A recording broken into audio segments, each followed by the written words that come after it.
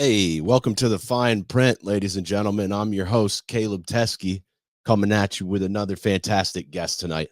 And as you can see, things have changed up a little bit here. I got to send out a massive thank you to my man, Rodney Leinhart out in Michigan, who put together that intro video for me. You may have seen Rodney on my show or me on his. The Daily Chronicles, Deliciously Dope TV. I mean, he started up a little production company, and that beat was by Rico James, who was my second guest ever way back April 2022, and it's kind of coming together now here, and super excited for the changes. I see you there, Terry. That's good. We had some issue with the audio the other night, which was a bummer, and I had to shut off the interview with Jason Struthers because my interface just shit the bed. Before we get to my guest tonight, got a shout out to my sponsors at Higher Elevation, Damian and Bailey.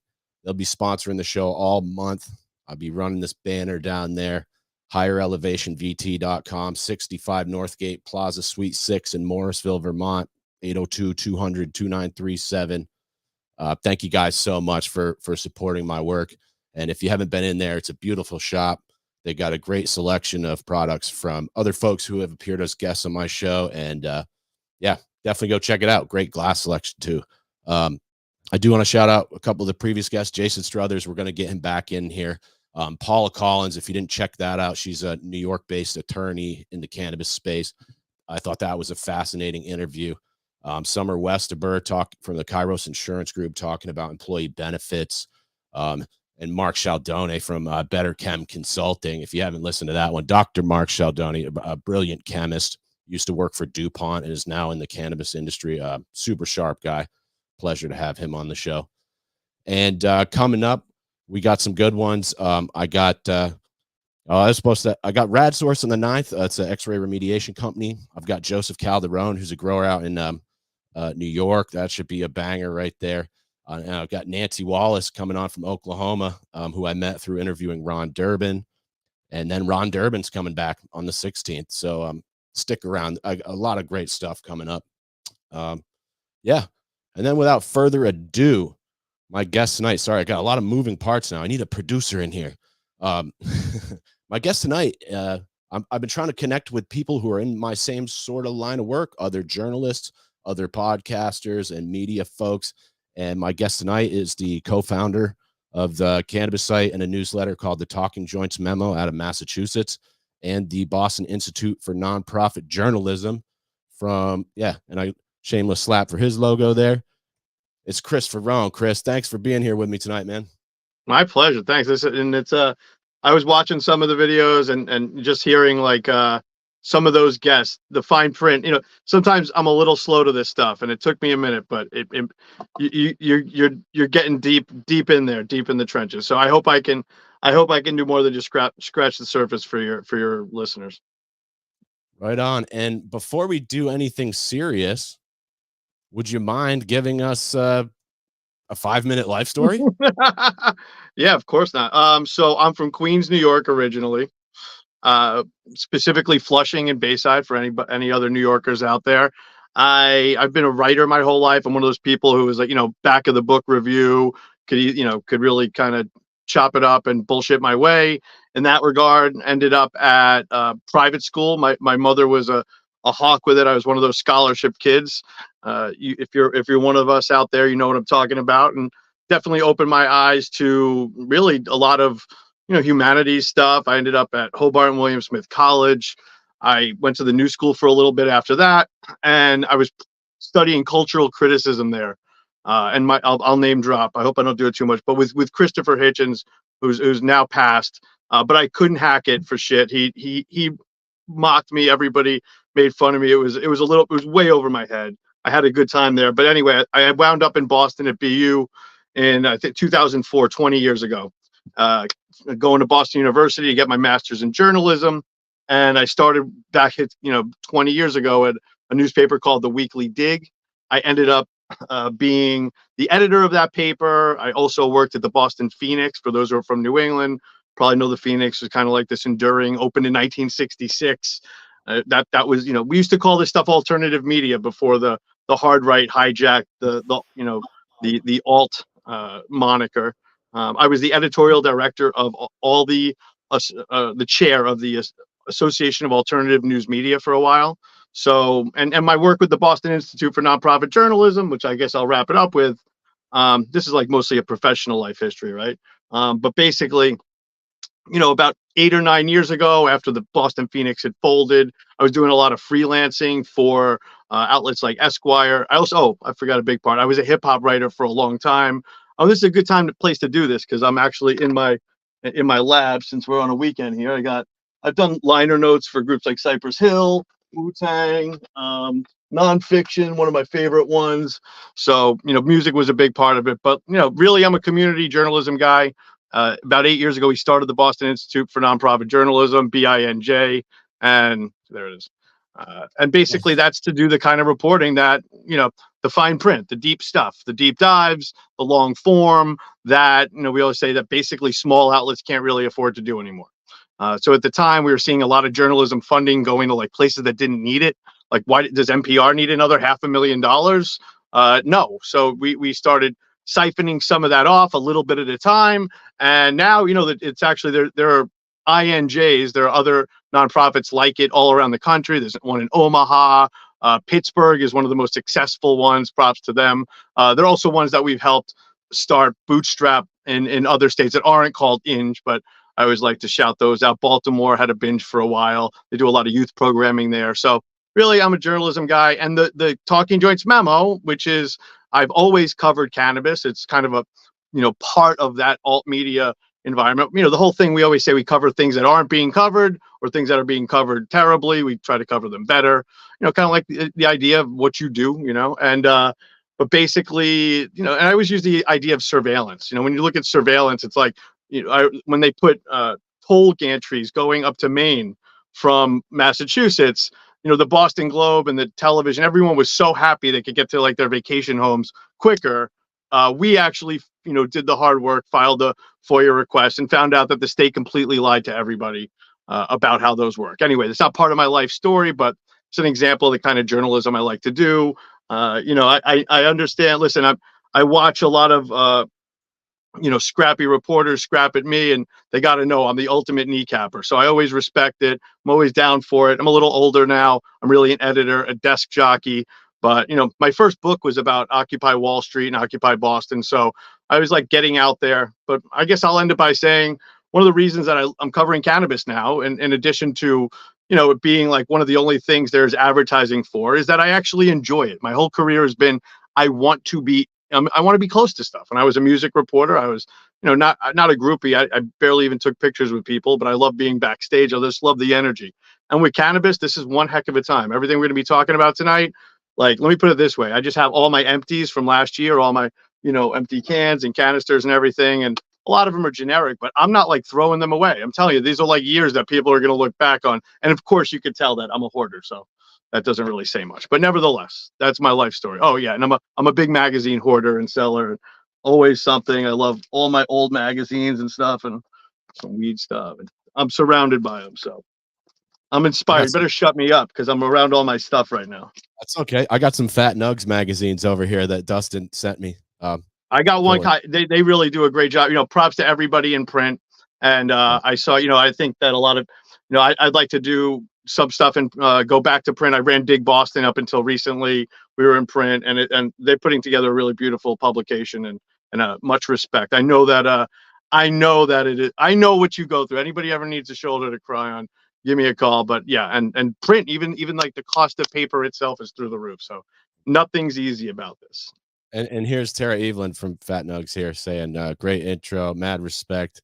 Thanks, Chris. We appreciate that so much. And I do, before we get too deep into the cannabis, I do want to stop you for a minute because it sounds like I was mispronouncing your name, but also you said maybe that you used to do some graph writing, and clearly you're tied in with the hip hop community. And I see these groups you've listed here: Cypress Hill, Wu-Tang, Nas, Nonfiction. I've seen all of them live. Some of my favorite groups.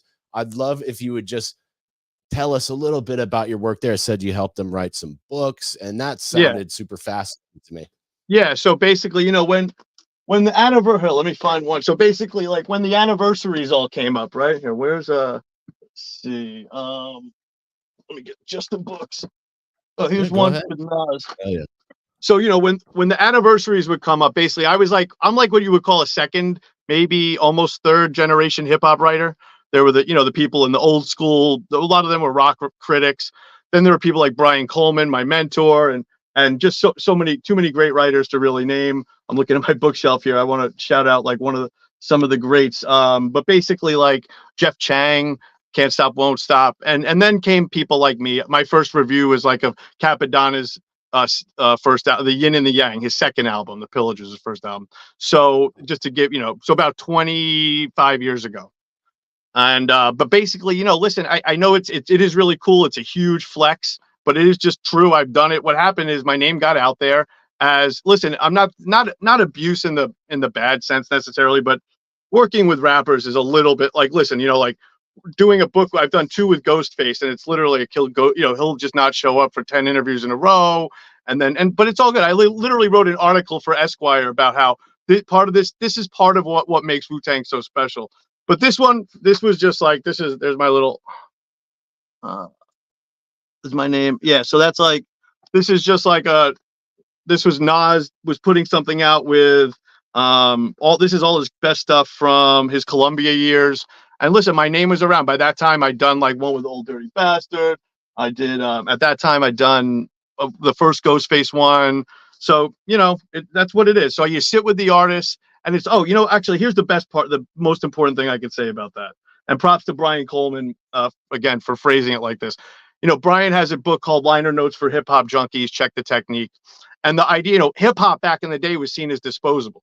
So, you would have these mediocre rock albums in the 70s and 80s, for example, and they would have these extravagant liner notes. Like, whoever cared about this record? It's got every lyric, the dedication, all this, right? Hip hop, meanwhile, even like dude's second albums would be nothing. They would literally just be the record. So years later, when all the reissues came, unlike with rock and roll, where we know, like, Rod Stewart's underwear size from his first album, we knew nothing about a lot of these artists, except for, stuff was in the source. And in the books I've done over the years, they're largely oral histories, but they're also research projects. So I've looked at all these old interviews, God knows how many YouTube videos. And so, it's kind of funny because I know it's a huge flex, but from where I'm sitting, it's not for the money. It pays okay, but I don't have royalties on these things. I got my name on them. I got that. But really it's like any other project, except it's for the RZA, you know what I mean? That kind of thing, but yeah, definitely check those out. One, if there are any hardcore underground rap fans out there, the nonfiction one is probably the one I'm most proud of. And by the way, a lot of the reissues that I've done really come in like cool packages. So this one, this one comes with like all the singles on 45s, and then there's the book that I wrote, and this one is like this book is absolutely unbelievable. I mean, their story, it will absolutely rock you. So, people ask all the time, can I like publish these? No, I do hope though that whether it's me with the companies that were involved or however it works, that that the full stories can get out there sometimes. Certainly, not to throw that much shade, but definitely my stuff has been kind of ripped off for in some, not this one, but in some regards, because it's not on the internet. But it's also kind of special that it's not there, Here's Shauna DeMattos with a laughy face. I don't know what she's laughing at, but thanks for watching, Shauna. I also got Joseph Calderon here. This is fascinating. I would have never known about Chris if not for your podcast. Hey, thanks for tuning in, Joseph. Cool. Well, thanks for having me. Yeah, that's what we're here for. So yeah, that was super fast. I'm a big hip hop head, and I had to stop and just grill you about that for a minute because that sounds fucking awesome. Yeah, no doubt, man. I'm happy to talk about it when I talk at schools and stuff like that. Not like I wasn't a tough kid to connect with, but it even with my old ass music, it sometimes helps me connect with the youngs. Well, that was another note that you mentioned, and so let's just do that as a segue. You said you did a little teaching and some guest lecturing. Tell us a little bit about that, please, if you would. Yeah, I mean, I taught at Salem State for a couple of years, which is really, that's happened to be where I got a part-time journalism teaching gig. It was right, leading up to the pandemic, basically. But I'm down to teach anywhere. But having taught at a working class school as opposed to a spoiled rich kid school like I went to, or even BU where I got my master's, which is pretty obnoxious. I really just enjoy and I know this is cliche to even say, but the energy, and I'm a working class kid, so I can say that. I hope that this doesn't come off as some top of the mountain stuff, but really the kids are just great if overworked. I mean, everyone's like working a full-time job, taking care of their aunt and her uncle. So I was able to I connected with the young people there because I understood that, and also I just, I wasn't trying to be an iconoclast, but just stuff like, the professor before me was always fighting with them over their phones. My first thing was phones out. You can use your phone, but you got to be tweeting about the class. You got to be telling your friends about the class if you're texting with your friends. That was the rule. And let me tell all that kind of stuff. Of course, I think some of my rate your professors are like, he's just way too easy. And one may even said I smelled like weed. But I really do like teaching. Not in I don't like academia. I don't like professors, just the constant rat race. It's like, I guess it's like almost any other industry, but it is particularly tough. I'm not a guy with savings or anything. So I'm not exactly looking forward to having to get on the tenure track in another 10 years, but perhaps it'll happen if I don't, strike it rich, maybe with on Dogecoin or something. I don't know. And there's Shauna. She was laughing about, I guess, the Rod Stewart underwear comment. Word up.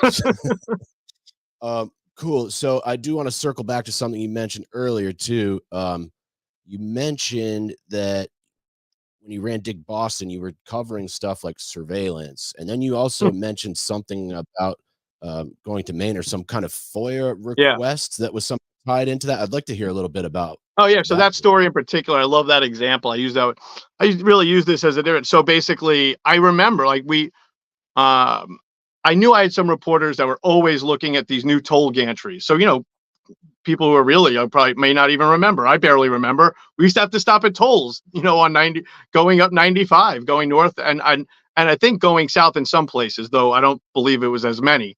I could be wrong about that. So, but basically, and also going west on 90 if you're in Massachusetts, and this is probably could be said of almost any road in America right now. So they basically, when that all went toll-less, when they put big readers, the news was, everybody was just so excited. I mean, it was like a party.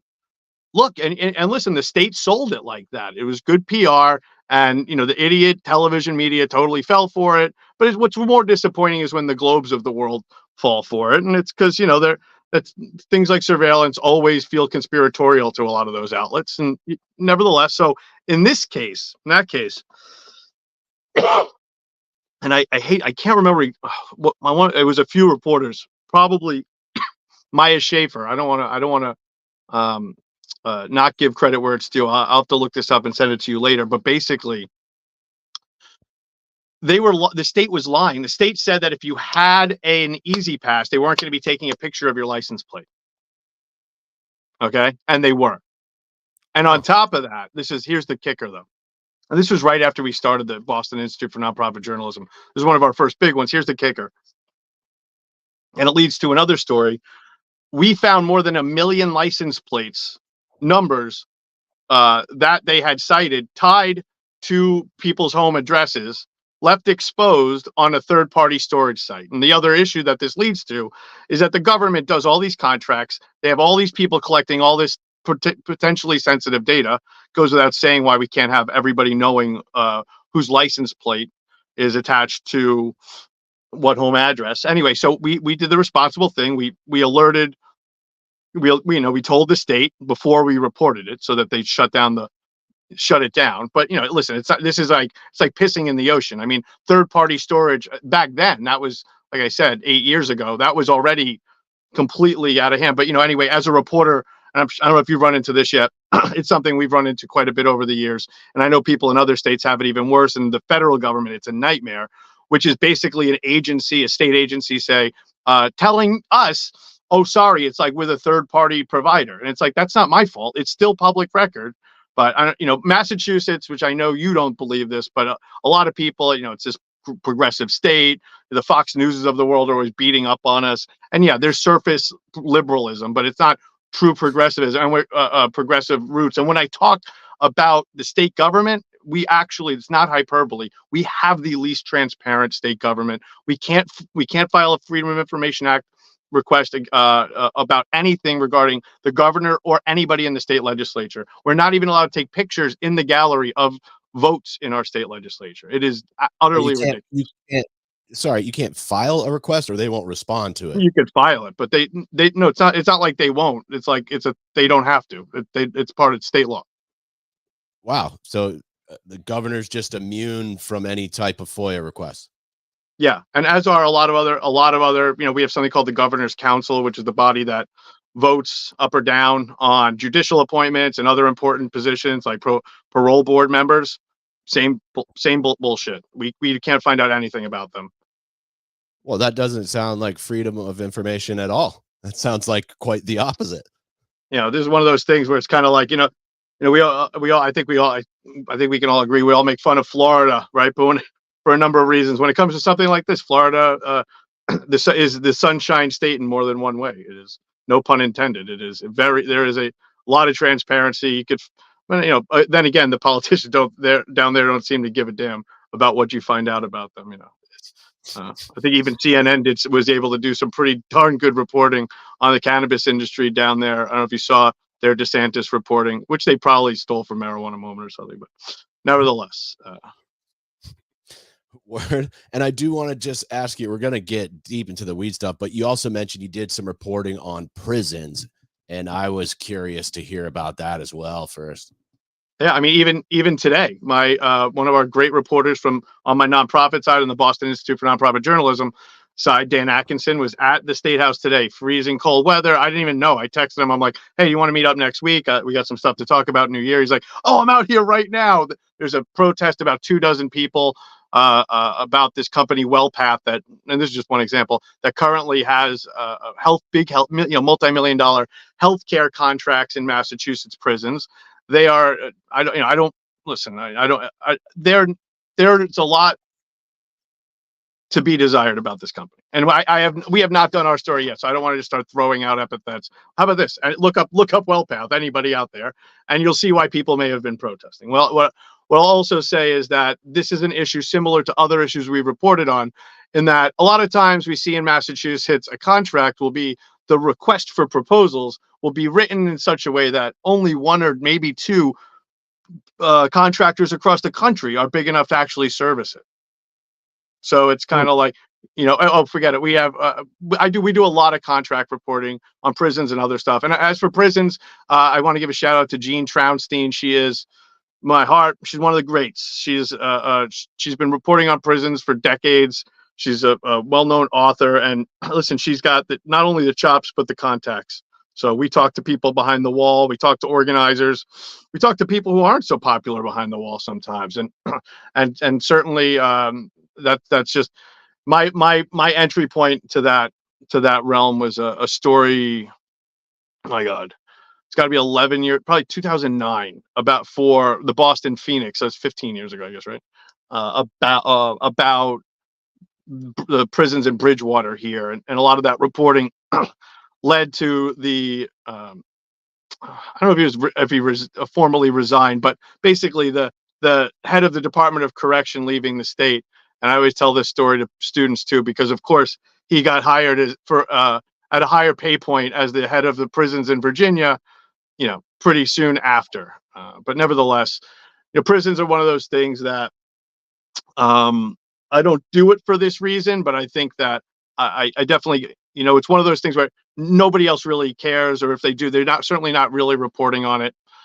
And it's one place where I know a lot of people in the bigger media in Boston in particular hate me, and as a result don't like my reporters. But this stuff they will actually help amplify. They know that they're not doing the work, we are. And but on the other hand, this is just, there are a lot of people out there who need that information. There's thousands of families. There's thousands of friends. There's victims' families. There's just an audience for it. So I don't do stuff for clicks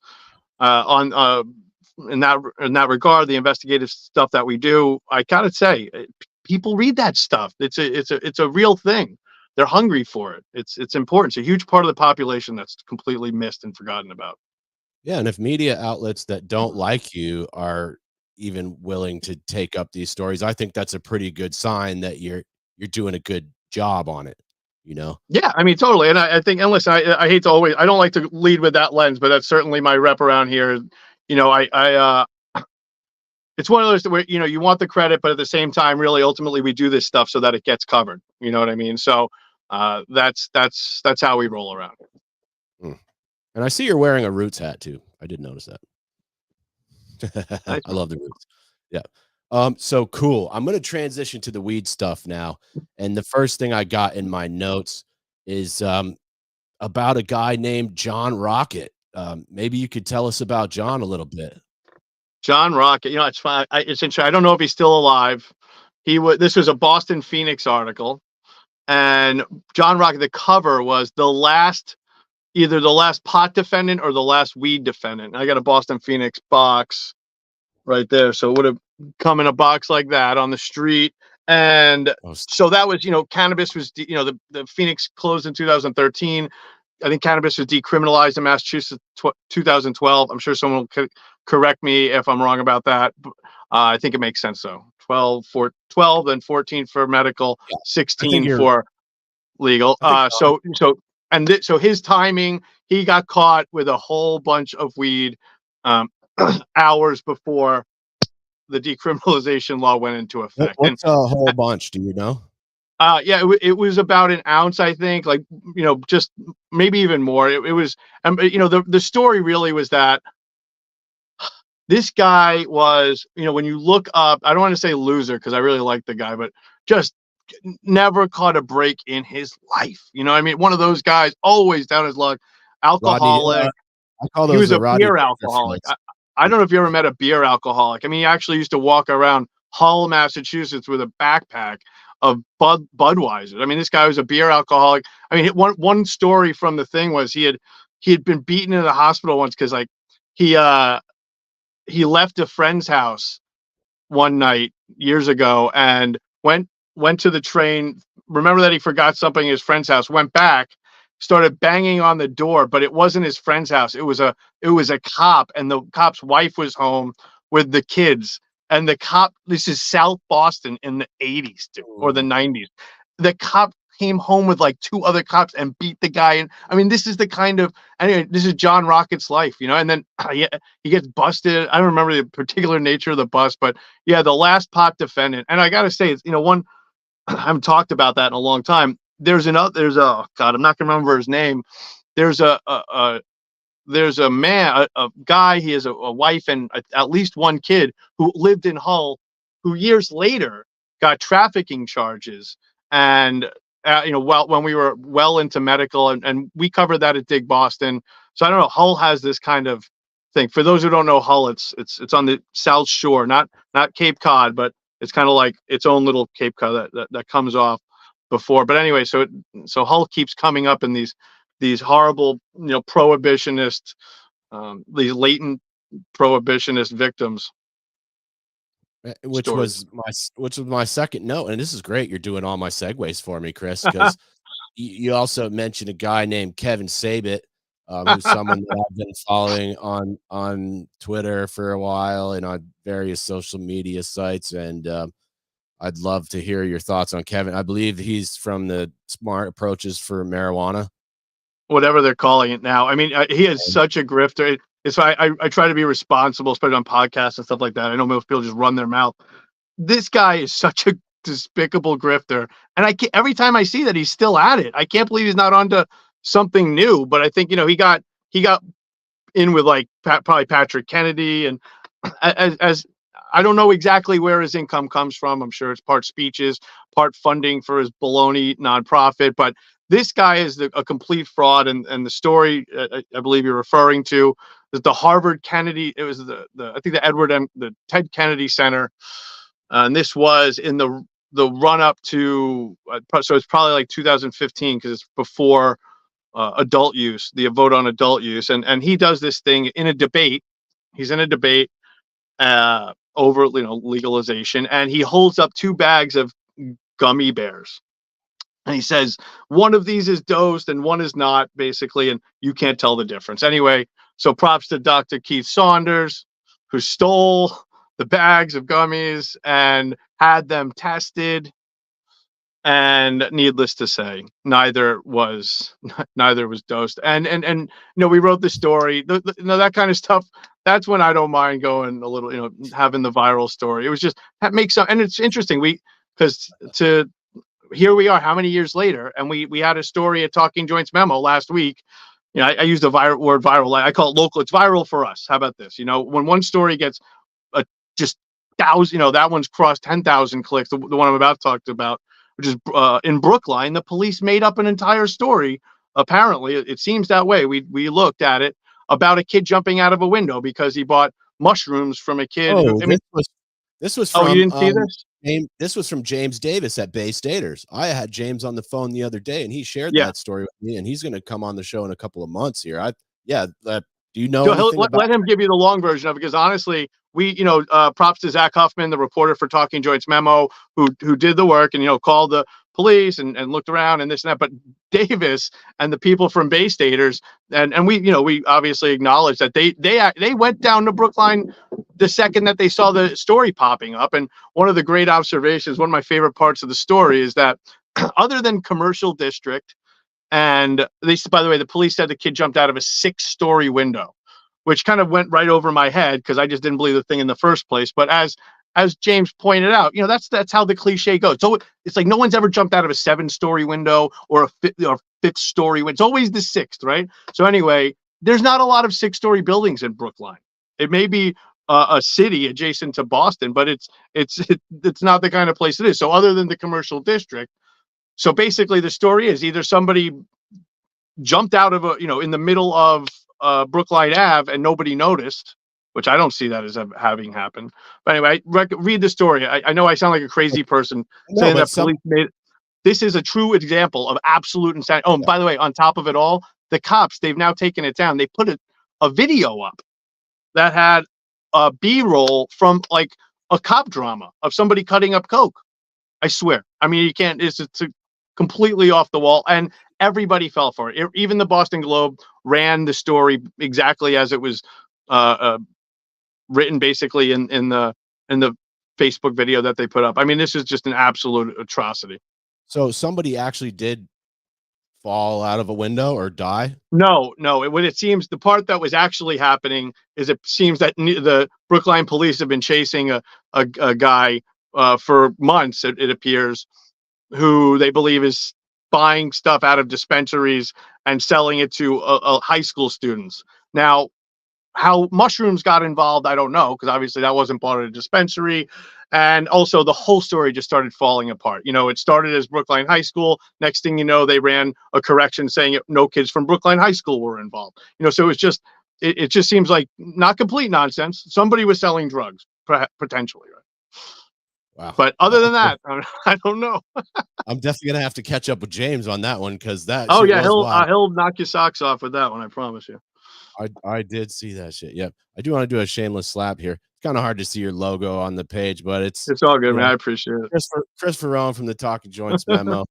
The second thing I wanted to ask you about was something I've talked to a number of other people from Massachusetts about, and that is the New England treatment access. It sounds like you guys, including Mike, did some work on that story, and I'd love to hear how that went.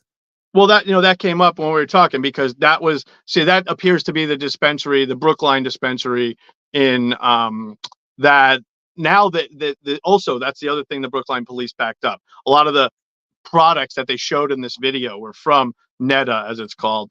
And what I was saying to you about Netta was, that was one of the, many years ago during medical, Mike Crawford did some really solid reporting on mold and other employment issues there.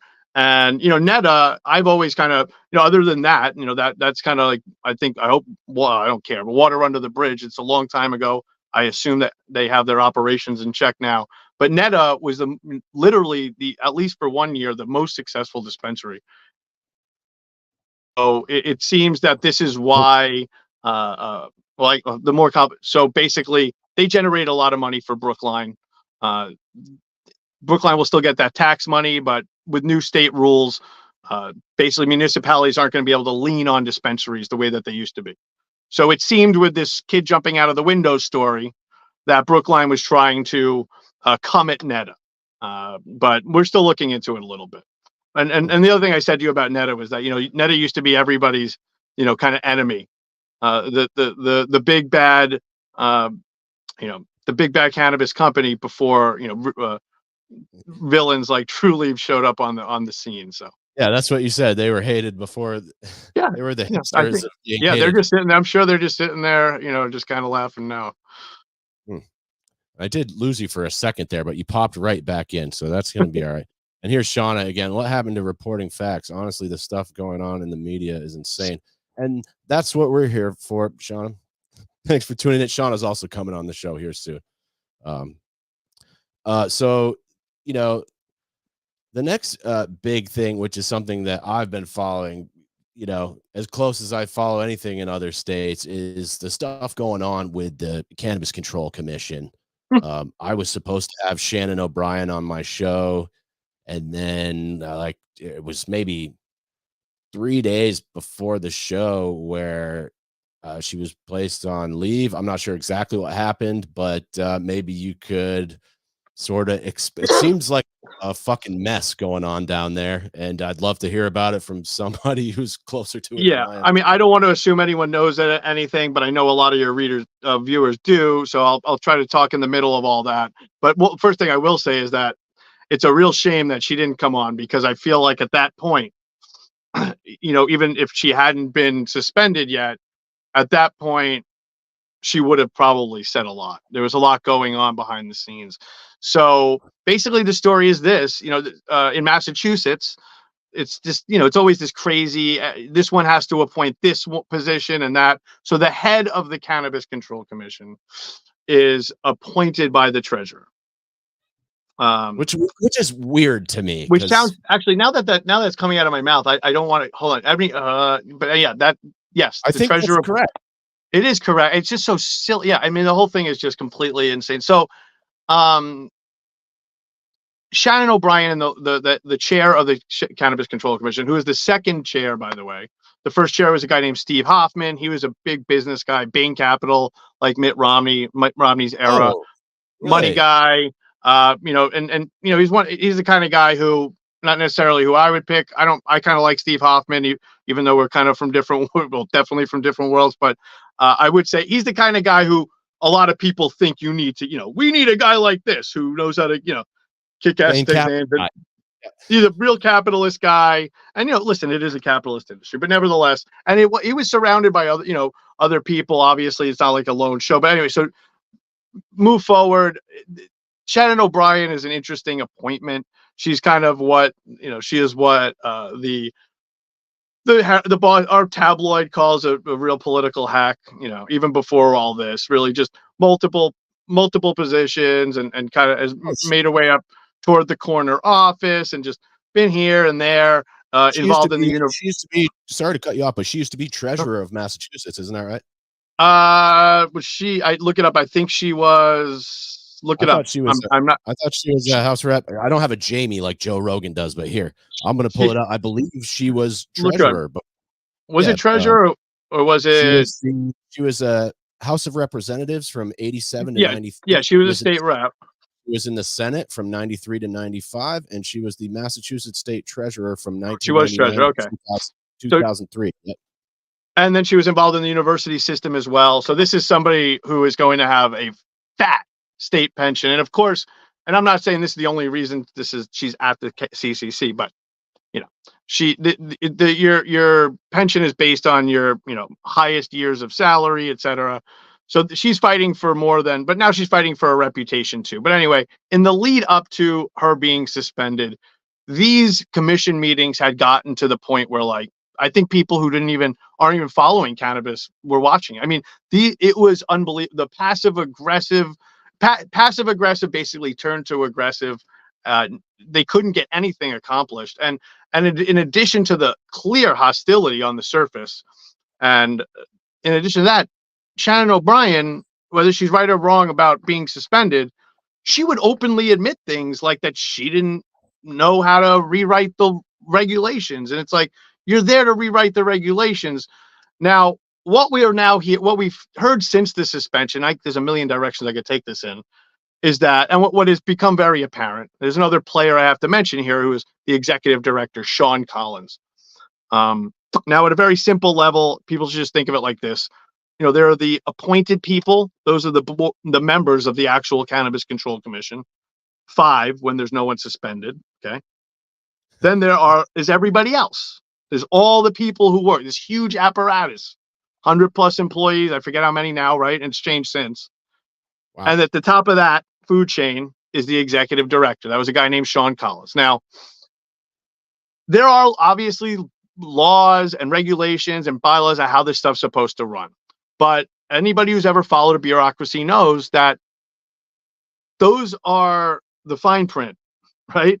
That not the big. So nobody comes and says, okay, well, you guys are really going to be running shit. You are all going to be listening to them, or vice versa, right? So what we got a lot at the end was just open comments by O'Brien in particular, saying like, who we have to have clarity on who's basically first in line here. Who's running this? The staff or us? Anyway, and then next thing you know, she's suspended. Now, I hate to just follow the media narrative. I'm part of it. You got to cover this stuff. The head of the CCC is suspended. But then there's just all this other rigmarole. Don't forget, even despite her suspension, they still had to rewrite laws, important things dictated by legislation that had been signed the year prior. Said they had to get all this work done. They had to change host community agreements. They had to change social equity laws in some regards. So what happens is O'Brien's gone. Well, not entirely. So one subplot here is she's literally fighting with the treasurer, okay, Deb Goldberg, over what that hearing's going to look like. And it looks like that fight is almost over and that hearing's going to happen behind closed doors, which is not what O'Brien wanted. And the subplot below that, or tangent to it, is that, a lot of the so-called revelations about why she was suspended, though not really, but part of it has come out. And one is that she used some racially derogatory terminology, not to write, but we actually have a piece from Commonwealth Beacon that we syndicated on Talking Joints Memo, where we talked to some experts about that language. But, we have to separate what's kind of like okay or ethical and what's going to get her to keep her job or get fired, right? So that's one subplot. And the other thing going on, like I was going to say, is that, the Cannabis Control Commission, the circus kind of stopped a little bit. All right. So the circus slowed down a little bit after she was suspended, but not entirely. Because with 4 people, it's hard to break a tie, right? So they couldn't agree. I think there were at least 3. There might have been 4 meetings where, one of them was like 2.5 hours. They bickered over it was like watching children debate who's going to like run the sandbox. It was unbelievable. It was a total embarrassment, to the point where, like, I go to the point where, like, well, the next part I was going to say is that they end up getting a lot of work done, right? They get those laws rewritten. They've now changed the delivery driver rule. Now, would this stuff have happened with O'Brien there? I don't know, but I don't know if it would have happened this kind of smoothly, even, despite the fighting over who's going to be acting chair. So right now, Commissioner Eva Calendar Concepcion, they've finally decided will be the acting chair until there is an actual decision from on up. So it looks like that, I'm going to actually probably go to the meeting in public this week. I went last week. It's, it makes it a whole day at night. It's like 15 hours of work, get home and finish the articles. But I think it's kind of worth it. It's just to kind of see the energy there and everything. And so we'll see what happens. But yeah, I would say that, just like I don't want to be too hipster about this. And I also don't want to write off the unbelievable, there are a lot of bombs that are going to go off. There's a testing lab scandal, things we'll probably talk about. But as far as the actual CCC, I think their biggest problem now is that like they have all these big vacancies. They got a lot of people left. Now, why they left, that's another issue. But at the moment, they actually need people to run the agency. So it's going to take months. You know how it is. It's not like me or you need an engineer and we go and find someone at Dunkin' Donuts. Or speaking for myself, but basically for them, it's like 2 to 4 months to find a replacement or buy the. So that's a big thing. People are going to be beating them up for stuff they already did. That's where the reputation is now. And when I said I don't want to be too hip, so I don't want to say like we're past all the problems, y'all. What you're talking about old stuff. That's not necessarily true, but they are able to get work done. So despite this whole kind of clown show, they are processing. Oh, and on top of it, don't forget, they're processing a ton of applications. That always kind of does amaze me. So I guess it's not my job. I don't need to give props to the people, the staffers and everything, but it is a functioning agency. Not to totally trumpet, they've been on a talking campaign. They've been on a real PR tour. A lot of the current commissioners writing op-eds and saying a lot of the stuff I just said, which is true, but they don't really talk about the other part. I do want to slap a couple comments here. This sounds like maybe someone it's L. George Washington. Yes, I do know Yes, George. sir. Faraone is one of the OGs of New England free speech journalism, and he said also. Let's get this one down. Oh yeah, so that was so the big thing. Sean Collins was the executive director. He's referring to him. So when that whole thing was going on, it had one of the odder moments that really was just almost like TV worthy if you were into this, watching this drama unfold, was that O'Brien announced at a meeting that Collins was going to be leaving the job at one point, and he was like, "No, I'm not." I saw. And then he went on paternity leave, and then he told me that he was coming back, and then he never came back. I mean, or maybe he came back for one meeting. So it's like, it's one of those things. I never really know what's going on. Whoa, hey. Yep. Whoa, hey, there we go. Sorry, I lost you there. I was just saying, and that's really the issue. Is I got to say, when I do try to throw a bone to the Cannabis Control Commission, what I do say is that I've covered other agencies like the Alcohol Beverage Control Commission.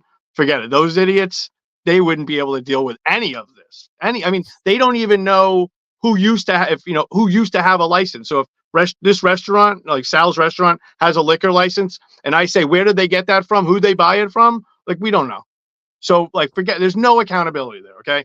And the gaming commission where Bruce Stebbins came from, they had a little bit of scrutiny at first, but now, it's gaming and there's only a few casinos. Right. But with this, it's a ton of scrutiny. I was saying to you the other day, at the paperwork level, forget it, going to, you really want to start scrutinizing people's applications and stuff. That's not my terrain. I'd rather review gummies. But frankly, the truth is that there's just a lot of mess out there. And when you start putting, I wouldn't say it's smoke, there's fire, but when you start putting magnifying glass around, you just start to see stuff. And with the Cannabis Control Commission, I'd say as a reporter, really it's lack of transparency is my biggest beef. But I can't stand having to find out about stuff in backwards. Or I'll give you another example. They don't even brag when they did something good. The thing that blew my mind was was there a True Leaf fine? I think it was a fine that True Leaf got or something like that after they were gone, or maybe it was a study, whatever it was. I had to find out about it, like from a Globe editorial. They don't. So it's up to their discretion what they put out. I mean, if you go to the CCC website and see their recent press releases and stuff, they don't put out very much information. They put out a lot of data, and that's getting a little better. That's a whole other podcast to talk about that. But the information, like I just feel like the other day I was thinking that a lot of this should really be on them. I actually think it should be on them. Although it would probably be dicey.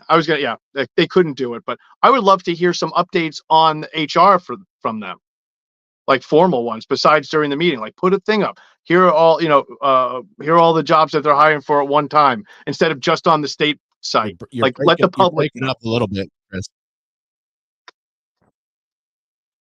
Okay. Oh, you're breaking up a little bit there. I don't know if that's you or me. I feel like my internet's being wonky, but I can still hear you, Oh, so that's okay. uh, And yeah, this is my buddy Luke from Omerta Genetics. This is too that's smart for me. I'm just a boy who plays in the dirt. But thanks for your support. Let's here's another one. Let's talk about True Leaves warehouse burning down shortly after they went bankrupt on their Massachusetts I licenses. literally did not know if he. I don't did not know that a True Leaf warehouse burned down. I will say that one thing we are finding out about that we've with the. I don't know if you're talking about. I don't know if he's referring to the big facility, the giant one in Holyoke. I don't think that burned down, but I do know that that facility was a real problem, and you like to think that the company like that would have learned from other markets or other players that you can't just convert an old, whatever industrial facility with all wood and all this stuff into a grow facility unless it's fully lined. So I think a lot of the horror stories, go start with Lorna McMurray. It's obviously always going to be the most important thing, and all the lessons learned from that can help other workers and not just in cannabis too. I feel, but because it's just a huge deal, um, in for any industry. But basically, we're going to learn a lot more also about those conditions in that place. We already have, and it depends. What are people going to do with that information?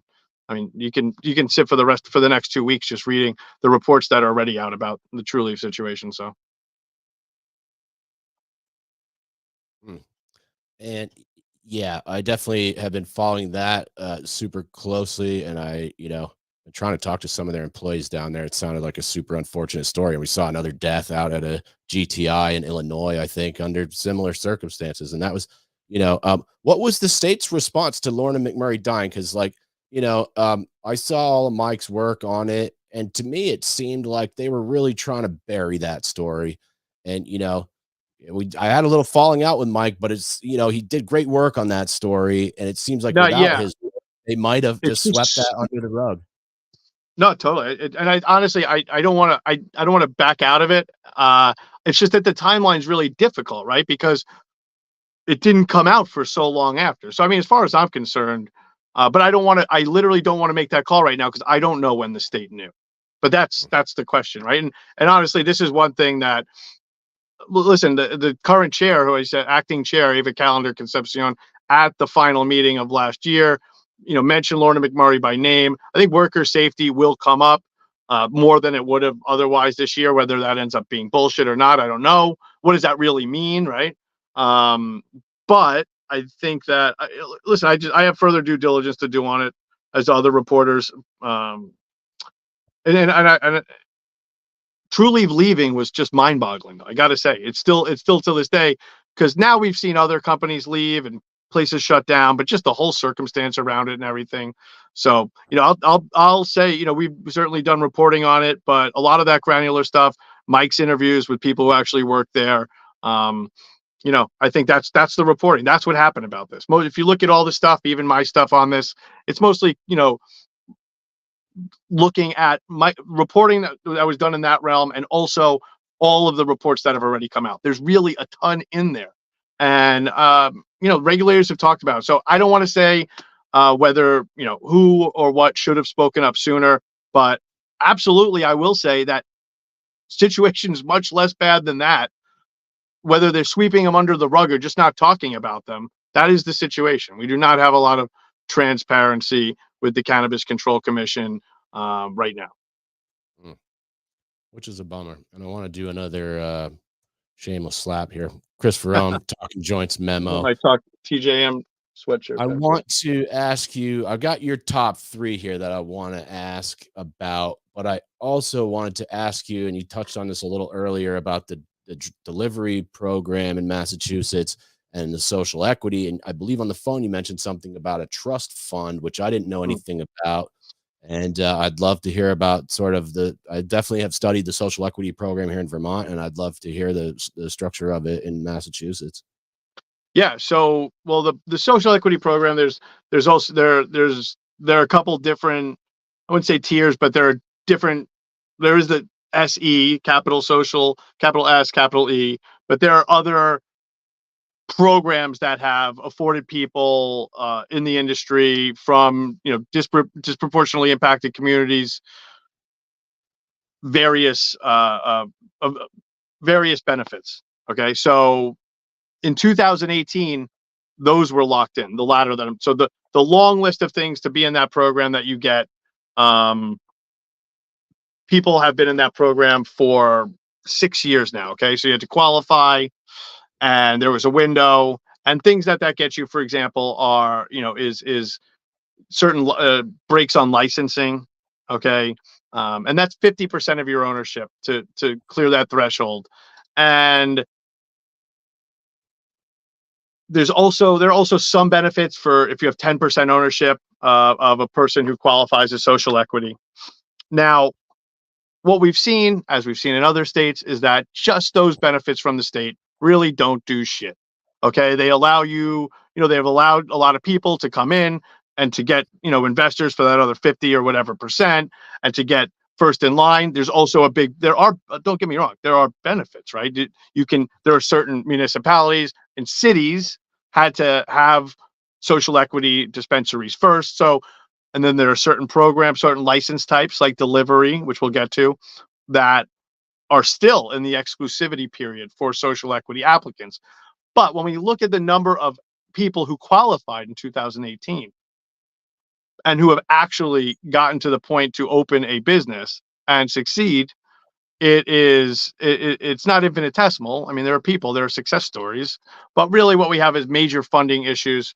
And the trust fund, the social equity trust fund, which was established under that law I was talking about, that was signed by our former governor, Charlie Baker, who's now the head of the NCAA, last year before he left office. One of the things in that is setting up a social equity trust fund, which will be dispersed in a way to be determined by a board. Okay.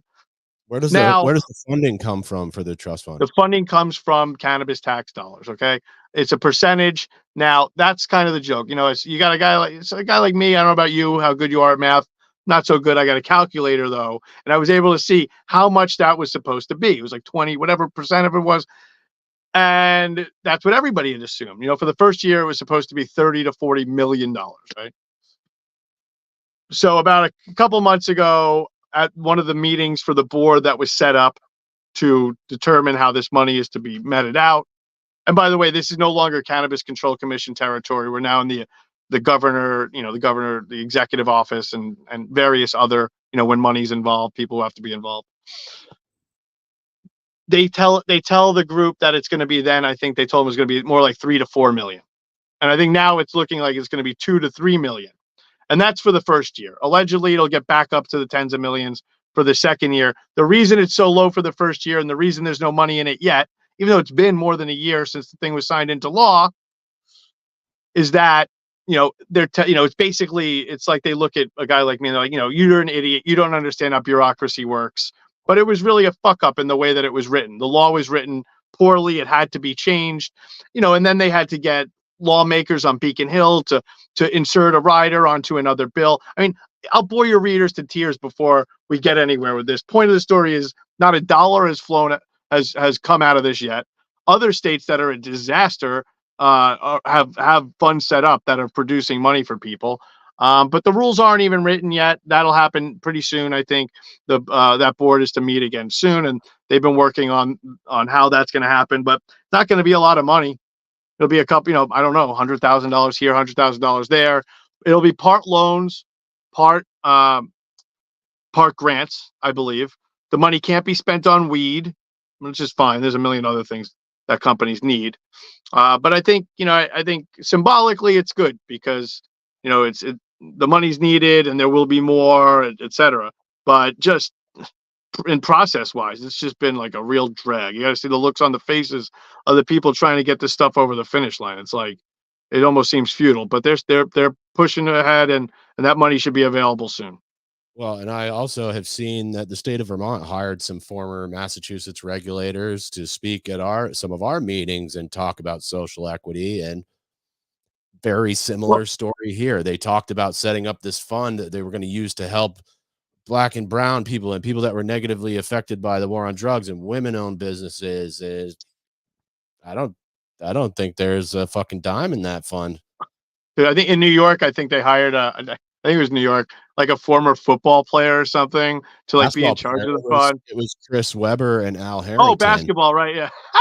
and Did the then money? that's actually They never stole it, right? It just never was there in the first place or right, something. never Or? appeared, and I believe you have to ask Brad Racino about this, and Brad's coming back on the show. I'm going to ask him more about this, but I believe they hired some company from Chicago to handle that now. But please don't quote me on that because that's his areas of Your expertise. show, man. But I did have Paula Collins on, who's a lawyer from New York, the other night, and she mentioned that as well. And I do Yeah, just want to. I'll say New Jersey. I will say New Jersey. I spoke with somebody from Nightjar, a cannabis company down there, and they got a grant. You know, New Jersey set up a program. New Jersey, which has a million regulatory capture problems and its own issues. But I never like to really I throw it in Massachusetts face that bad because everybody's got their issues. But as far as this, New Jersey got money flowing and it's actually working. It's helping. So Yeah, I it's saw just that. crazy. Looked like they were giving out like $250,000 Quarter grants mil to. a pop, yeah. Yeah, yeah, that was cool. Here's George Washington again talking about NETA employees getting chemical burns from handling the flour that was secretly dipped to remediate. George, you should hit me up on Instagram here.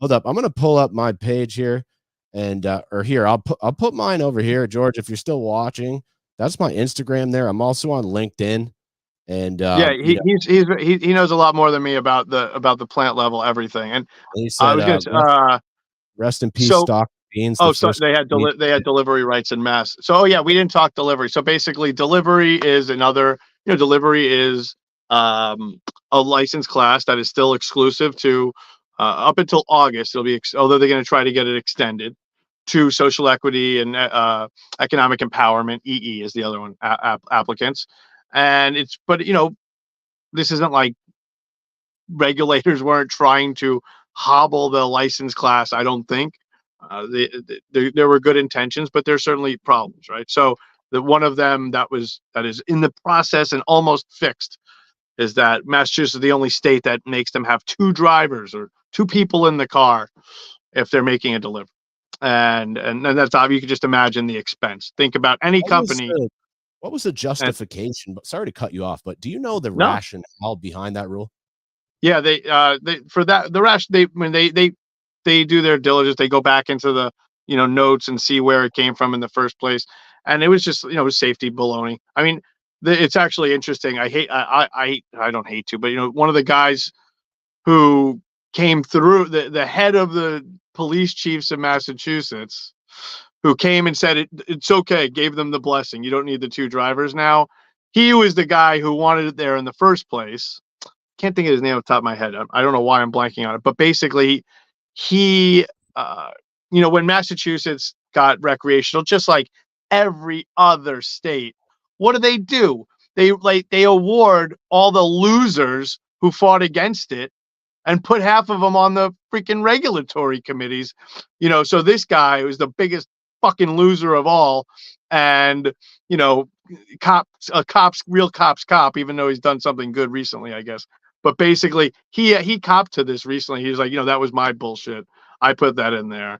I gotta say, for me, you seem to be total shocked by it. For me, I'm glad they changed it, but it didn't. I mean, I wouldn't have put it there. I don't believe in any regulation. I'm But I not keep that shocked to by anything. for You this gotta one check. though, I know I'm just saying for me it doesn't seem so far out of the realm of like that they would make them do it. I mean but the whole thing is, and then there are all the other laws that they're changing. The big ones that have not changed yet, we still can't have delivery to hotels, and they still haven't overridden no towns. So like a Where town, where where can you deliver to? Anywhere except a hotel? Like what? What? yeah, residential. You could go residential, not to restaurants, not to hotels, and no hotels and no towns. So we still have 100+ municipalities that do not have cannabis, and right now you can't deliver Oh, to them. where they haven't had this like community host agreement or whatever, or Well, no, opt-in. there will be no host agreement. So that basically Massachusetts towns, if the town, after 2016, if the town, I think the threshold was 70. So if the town voted for cannabis, okay, if the town voted for cannabis, and then the municipality was able, but the municipality wanted to say no. They had to put it on the next local ballot. Okay. But if the municipality voted against weed, this is the bad part. This is the real bad part. If the municipality, in the general vote, voted against weed in 2016, their little tyrant, whatever they have, their city council or their planning or their select board or their whatever the hell, little board of tyrants was able to have a vote to themselves. So then it didn't have to go to the people.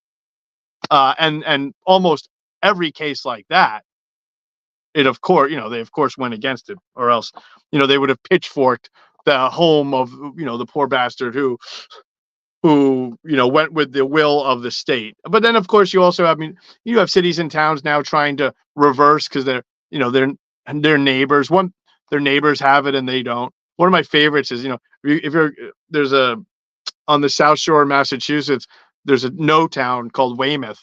And the second you get past it, it's like you're driving to south of the border. There's all these weed billboards, like, now you can get weed.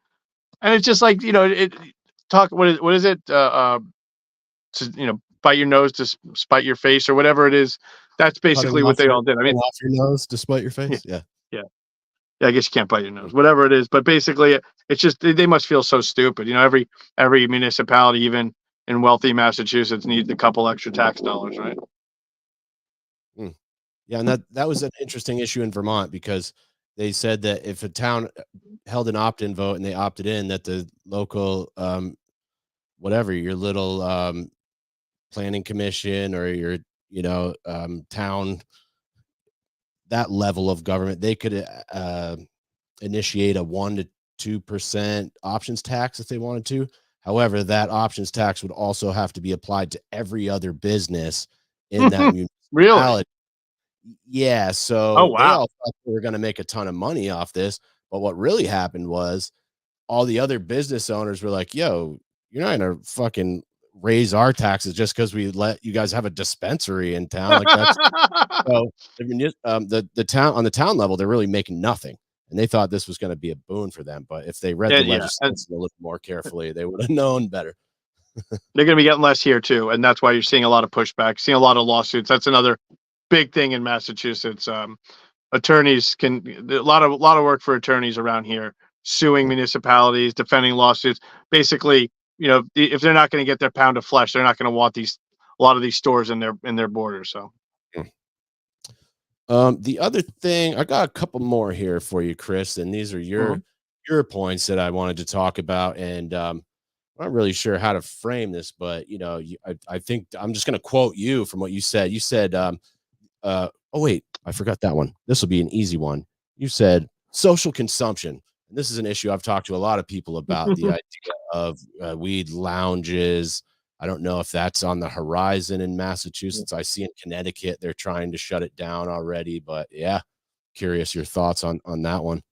Oh, I don't know how immediate the horizon is, but it is in motion. Even yesterday, there was the Cannabis Advisory Board, CAB, which is the board right under the CCC. It's stakeholders from around the industry. They had a meeting. We'll have an article up on Talking Joints Memo. I'll probably be staying up and writing it tonight, actually. We'll have it up there by Monday about that meeting. And Commissioners Nerys Camargo and Bruce Stebbins, who have been on the fact-finding committee and basically been leading the charge on social consumption. They gave a big presentation yesterday. And there's a lot of stuff they've said before. They have gone to some other locales. They've seen what they think works and what they think doesn't work. And I say what they think because we're already seeing not necessarily pushback, but really some good conversation, I feel, with some people, even at yesterday's meeting, saying, you're looking at, places like Denver and California where there aren't that many examples. How about international examples? I've been doing this in Holland for years and stuff like that. So, but basically what they're trying to figure out right now, and I believe them on this, is that in California, they saw models that shut down in 6 months. And anybody who's ever had a place where people can come and smoke weed, whether it's your fucking apartment or a radio station or whatever, knows that everyone will come and smoke weed and nobody will spend $1. So I think one of the things they're trying to grapple with now, should there be standalone, right? And then that's going to run into the, I think some of the need, you got some of the people who need this, people, who are not moneyed communities, for example. You got people who live in housing projects, no delivery to housing, federal housing projects, at, Oh, and no smoking in there. And a lot of them are now privately owned, so they oh, will throw your fucking ass out. So these are people who really need places to consume. But we have in Massachusetts, I will say that we've gotten over a hump where it won't be easy to have places you can actually smoke. But at the beginning, this was a joke. I mean, it was like, I think like vapes only. I mean, it was like you would never do it. You know what I mean? It was a totally stupid, written by someone who never been stoned. We're past that, and there will be some exclusivity for social equity in that realm too. But again, the commissioners, now that they kind of see what happened with delivery and stuff, they want to make sure they're not setting up people for failure. Like, hey, black and brown people, you can have this first. Try this shit out first. So they don't want that, and I believe that's legit, that they don't want that to happen. This will take some time though. There's so much that has to be done from the first. What are the license types going to be? Me and you could sit here and brainstorm them, right? I mean, you got your. I think the first thing we'll see will be like, well, here's another issue. Here's this where it turns philosophical. I love this part. The natural first step is going to be, or will be, like a license for a concert festival, right? For them to have outdoor consumption. It's outdoor. We have to think about health, really. But okay, but people are already getting fucking high at the concert. So why do we have legislation to change nothing? Same. So like basically, and this is other people have said this. Darrell Black from Mellow had a hosted something in his Let's Talk Weed series about this, and this is really what a lot of this comes down to. People don't want things they're already doing to be ruined, right? In the meantime, we have private social clubs popping up, and that I don't want to discount what they're doing, call it a loophole, but basically what it is. Summit Lounge, a very successful loophole. Anybody who's ever been there, props to the whole team over there. We're going to be hopefully doing an event there soon.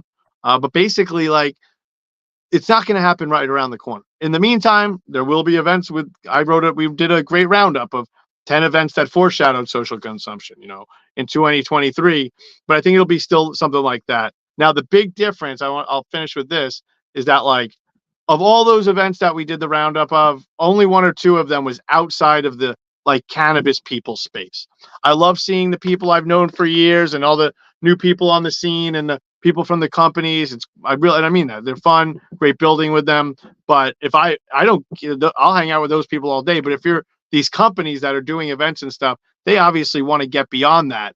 And what I'm seeing is that with parties and social consumption still being of the kind of underground, social club nature right now, your average person, as much as they're curious about that, is not walking into one of those places.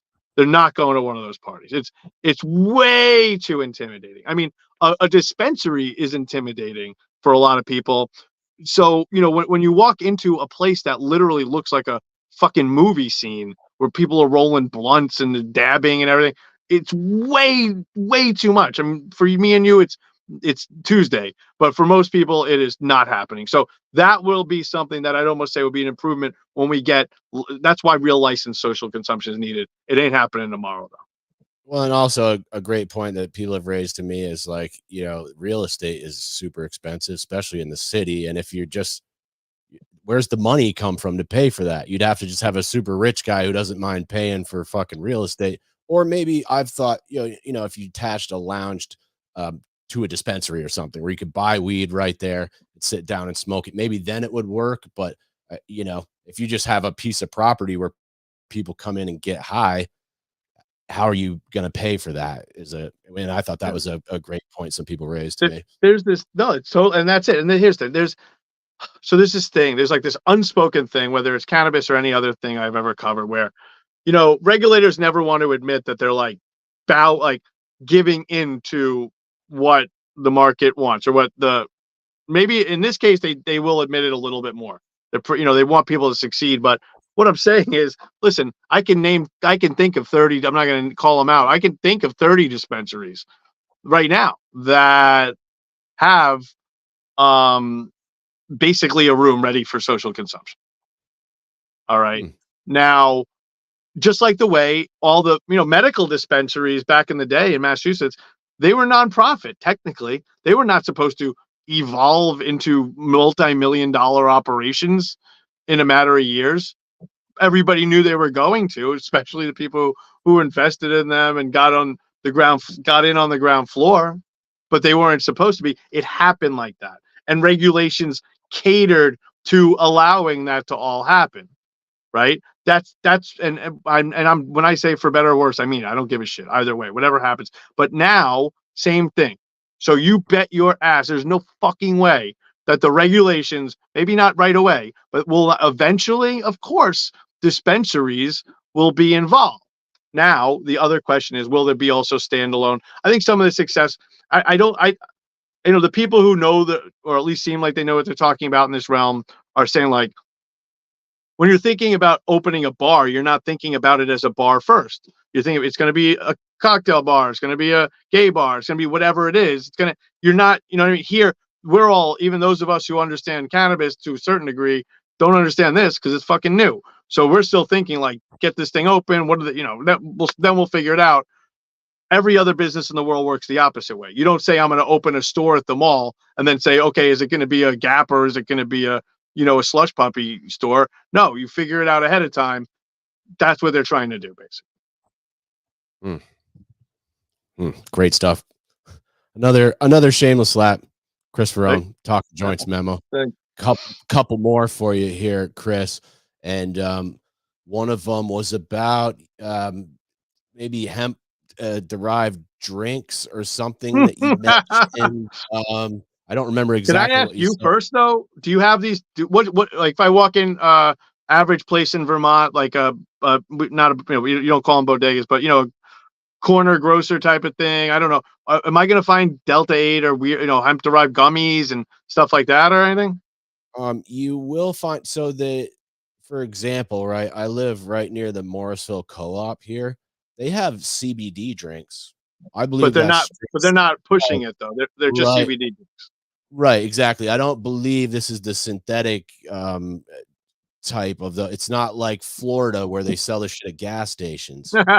every gas station. Yeah, well, I do see some gas stations selling like knockoff CBD product. Like Cumbies had some CBD shit, and that might be some hocus pocus. But like the local shops, they do have CBD products. Haven't seen a ton of the hemp derived type of if it just says CBD, it's probably just they're going for the health thing and they're not advertising that to get you stoned.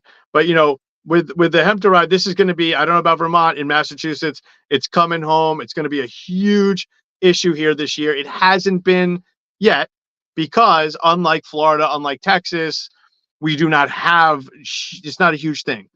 I'm sure you can find them if you know where to go, but things have changed in the past couple of months, even that have whether regulators want to address this or not, they're going to have to.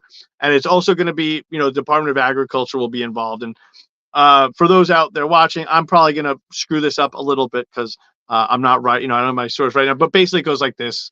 The federal farm bill was, about 100 years overdue. That finally allowed, hemp producers, which we all know, we've all seen the stoner versions of all the things hemp is good for, but it's all true, right? And hemp is also good for its, medicinal qualities and basically CBD and non-psychoactive ingredients that the farm bill, and there are different versions of the farm bill, so I don't want to say so many years ago, but basically, as of I believe 2018, people are able to ship hemp, this plant, across state lines as long as the amount of active THC, which in a hemp plant there's a little bit recurring, but is under a certain threshold. Yeah, only problem 0.3%. Is it 0.3? Whatever the stupid made up number is. Yeah, it's almost too silly to even say it. So basically, the catch, of course, is that science is always ahead of legislation, and even at that time it was already happening. But basically, you can convert this hemp product into into synthetic uh, psychoactive THC and different Delta 9, Delta 8. So I don't want to get in. Have somebody much better than me on to get into the different kinds. But basically, and I got to give I don't know if it's a shout out, a reluctant shout out, or a shout out, but Cheech and Chong of all people are the and who a lot of people know just for their movies. But even if you only know them for their movies, then I hope you realize, people, that they pushed the envelope more than anyone. They Tommy Chong was arrested multiple times, I believe, for his paraphernalia outside of the films. For was a big seller of paraphernalia over the years. They were always ready. And in Massachusetts, they opened what they're calling dispensaries, 3 dispensaries in Western Mass a couple months ago. But what's very interesting is they also introduced a product to the mass market, a drink line. And that drink line is not a drink that they're selling in the regulated cannabis market. It does have THC, 5 milligrams only for some reason. I mean, you're already going outside the rule. I don't know why they didn't make them 20 milligrams, but that's beside the point. But those are distributed and sold at liquor stores and some health food stores and basically anywhere. So it's a really interesting thing, but basically you're suddenly seeing more and more of it. And the other big part of this is I'm not trying to throw anyone under the bus. I literally have no examples because even if I did get a whistleblower, this would take some significant research to do. But we're understanding that.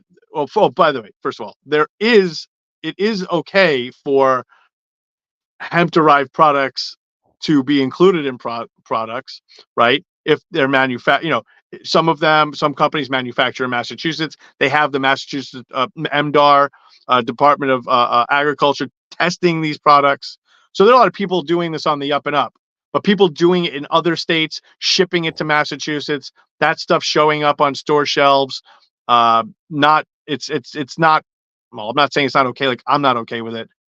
We're gonna reporting that we will do over the next couple of months will show that when you actually ask agencies that are supposed to police this stuff, it is not okay for a lot of these products to be there. So that's going to be a big issue. And I can't stress enough that manufacturers of drinks who have licenses that they've spent thousands of dollars on and stuff, they already have it tough.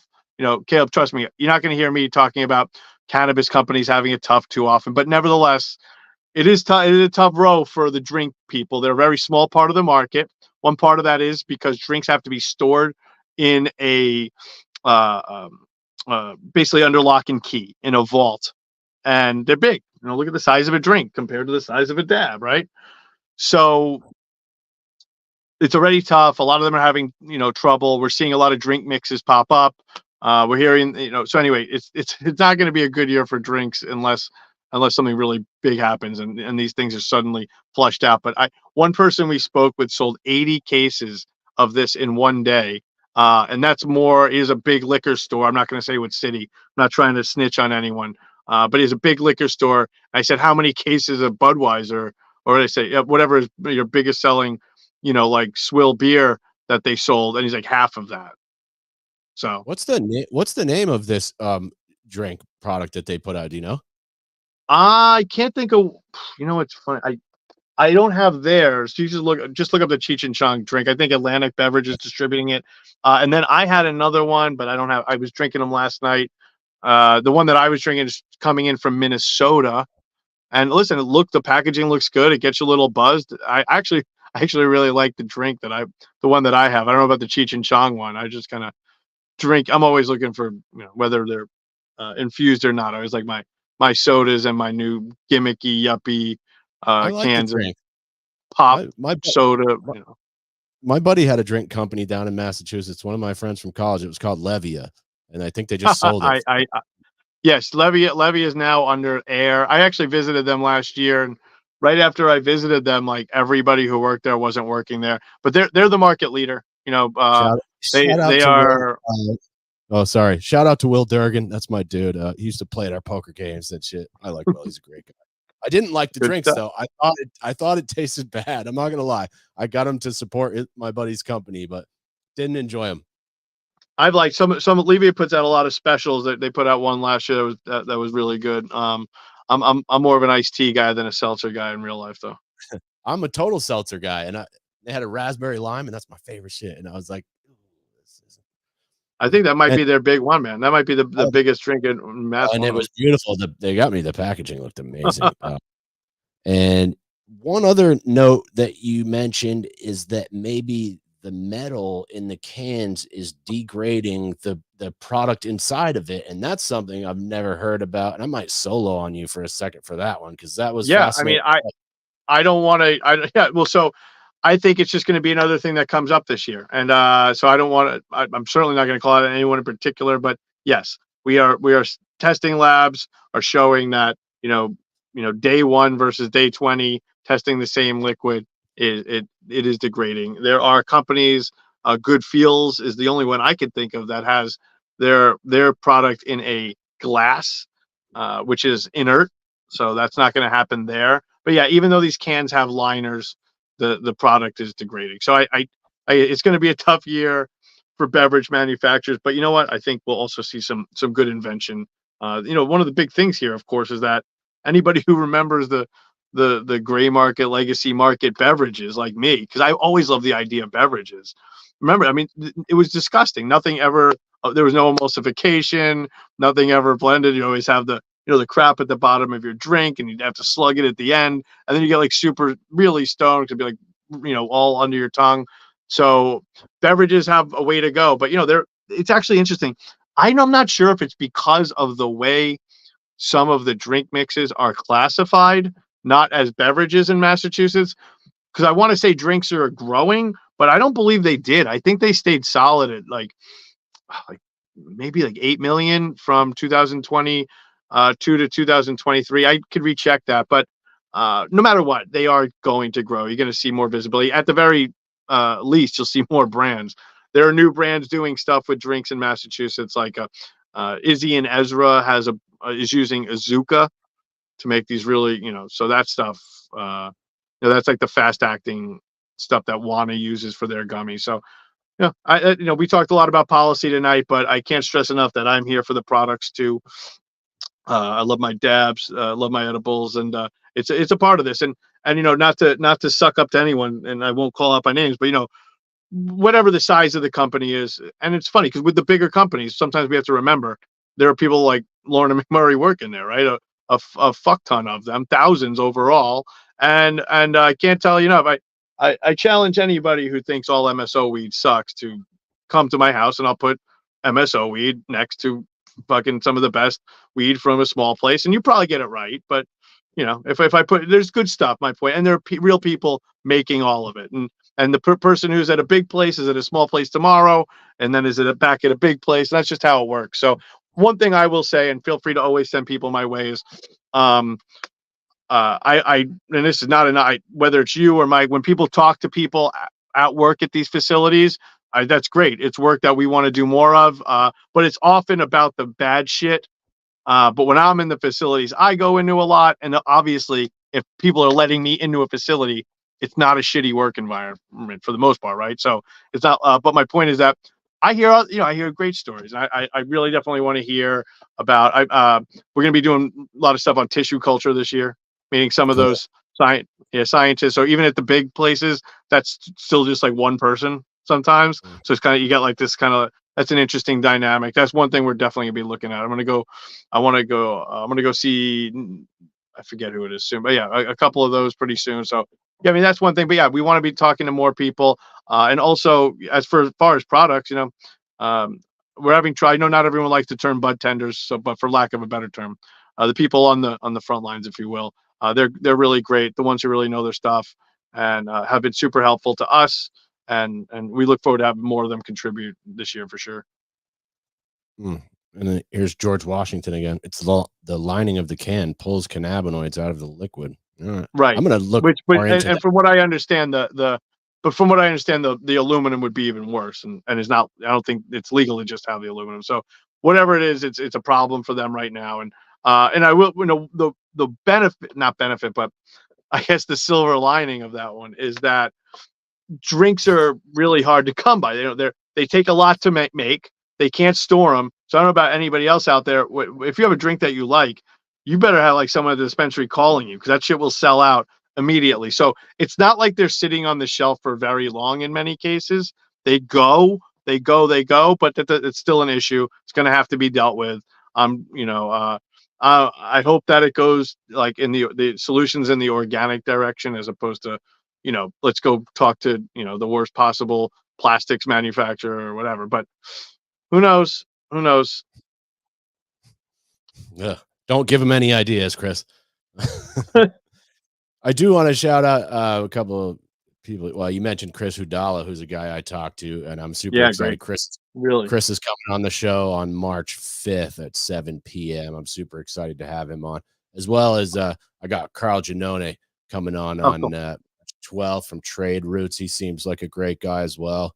Yeah, he knows. And there's one other Massachusetts business I'd like to ask you about, which you mentioned earlier in passing, and this ties into the lab testing stuff and with the story from Yasha Khan at MCR Labs, which I also saw one of my other guests, Josh Swider from Infinite Chemical Analysis Labs in California, also contributed to, and this kind of blew up in MJ Biz. And I think this is going to be really one of the biggest stories over the next 3 to 5 years, probably. And that relates to the lab testing stuff and some of the potency inflation we're seeing and the lab shopping. And I'm curious if any of that's been, I assume some of it's been going on in Massachusetts. It's huge. I mean, it's huge. We've written quite a bit about it. We've, covered, Yasha also spoke about it.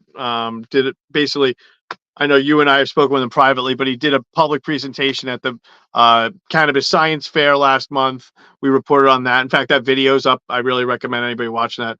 We had that on Talking Joints Memo. We called it the biggest story of the year. I mean, now, when we talk about testing, I'm talking to myself here because I often forget it's really two stories, right? Because we're talking about potency constantly, but it's also, there's the health thing. They're testing for mold, other things. Now, I know that people they're pesticides. There are people who cut my head off for saying this. For my readers, we do, and we'll get into that. But I also, whatever, for years where we smoked anything that came our way and whatever. Does that mean it was right? Probably not. And now we're dealing with cartridges, not just flower too, right? We're talking about other things. And by the way, Chris Hudala would tell you, with some of these cannabinoid derivatives, there are some THC, like THCO, I think we're really not supposed to ingest. So it's not, I'm being an idiot. I'm simplifying this, but my point is, Josh Swider told me the same thing. He said that and some of these converted products, when you do these conversions, there are other byproducts of those conversions where he said, we don't even know what some of these things are. And I was right. Like, and okay. that's for sure. That's for sure. But we're Americans. Could it be worse than McDonald's, really? But anyway, so, but the other thing, the big thing, and what most of this potency testing and lab testing conversation comes down to, but most of what's reported is, of course, about the potency. Now, really, Yasha breaks that down better than anyone. But the big takeaways are, of course, there's the consumer fraud issue. It's, I guess I'm spoiled. I'm a dab guy, so I'm always in the 90%. But people really are out there shopping for the high, tack hunting. And I guess people won't buy anything less than 20% THC. And that has made it. My favorite part of Yasha's presentation is how the comparison point is how, when you look at like self-reported men's height data, no men are 5'11". It's like 5'10", and then it jumps to 6 feet because everyone's 5'11" lies and says they're 6 feet. And when you look at, I'm actually 5'11". I'm close, man, but I'm like 5'10" and a half, whatever it is, dude. I'm right in there. Well, I can't get away with saying I'm 6 feet. So I can't be a liar. I guess I'm 5'10" then, right? So, but basically, the same thing. So there's no weed that's 19% really. You know, it literally like the bell curve goes up, dips. So it's like You so saw the yeah, bell curves. I saw, yeah, and there's a discontinuity, right? From 19 to 20%, it goes boop, and then it just jumps straight up and then continues like a regular bell curve. And to me, I do have a science background. I'm not as good of a scientist as Yasha is, but I can tell when something's it fucked helps. up, and, Yeah, I and mean, bell so curves aren't supposed. I look forward to doing more with that data and looking at it, and I think it's going to be interesting though because even Yasha doesn't really fault dispensary. It's the market at fault here, right? And I guess so. It's one of these things where I don't know who's to blame, but it has to be fixed. The CCC issued a I don't know if it's a memorandum, basically put out a document suggesting that a correction for water weight that is not really enforceable. It doesn't seem they'll be enforcing it. It was a decent start, Yasha and others have said, but it's really not much at all. So I think it's kind of interesting because I've had readers who are not, we have a significant number of readers who are not in the industry. And to them, I think it's like they look at an issue like this and it kind of looks like somebody's shitting in my soup and nobody's going to do anything. Just call me when there's not going to be shit in my soup is what it, basically what readers, we've really had letters like one guy's like, I don't get it. I'm reading, is there, so they know all this fraud's going on. By the way, the fraud is of course in multiple states. And yeah, I mean, it's too bad. And I got to say, I use my dad as an example with this. He's one of those longtime smokers. The man can handle his edibles. He likes his like California 300 milligram chocolate bars. The guy's a beast, right? And one of his favorite strain, I've given him $1 million. There's a mimosa by Nature's Heritage that's like 18%. And he loved, and it gets him. And I smoked. I'm like, this gets you blasted. And we all know about entourage effect. And I think anybody who grows or knows is not surprised by what I just said. Yeah, the focus on THC is yeah, it's complete BS. But it's really a Thanks, shame Johnny. because Nature's Heritage is a company that's big enough and people look for their stuff that they probably can get away with putting out. And by the way, that mimosa, it stinks. It is like like orange in your face.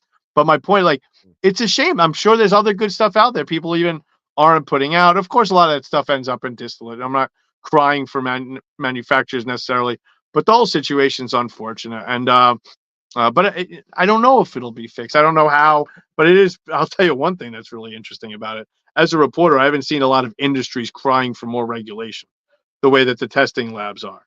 It's totally unique. And, to Yasha, Chris, those with integrity, definitely a salute to them. So, and, I think for me as a consumer, I will say, not everyone's even going to come ever close to knowing what me and you know about this. And that's not a knock on them. Why should they have to? They're consumers. The apparatus is supposed to look after them, at least the way it's set up.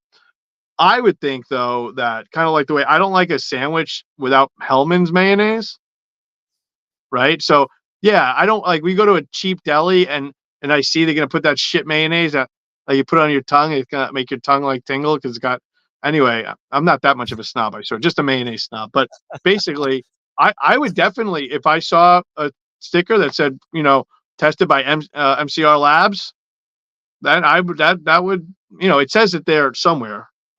But I meant like this is Hellman's mayonnaise sticker. They did I think in the 70s and delis used to have it. My point is, I think that would be that's more of a market solution than a regulatory solution, right? But certainly right now, people out there who care can look at where stuff was tested, and those are two names of two labs that are reputable right there.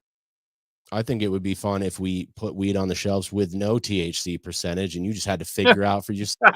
And then I think what people would realize is that THC percentage is not the most important. It's a good point.